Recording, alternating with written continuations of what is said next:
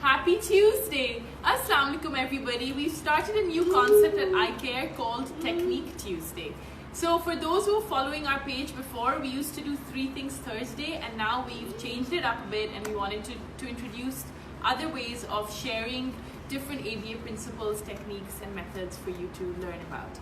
So Technique Tuesday is going to be all about demonstrating or even just discussing different techniques that we would use at iCare or in ABA therapy in general. So today's technique that I'm going to be demonstrating is going to be regarding teaching a child to imitate a visual model of blocks.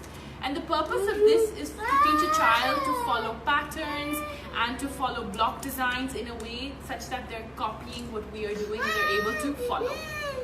So let's go ahead and start. So this is one of my reinforcers which the child enjoys, and so is Cookie. So let's establish which one would he like this or would he like this?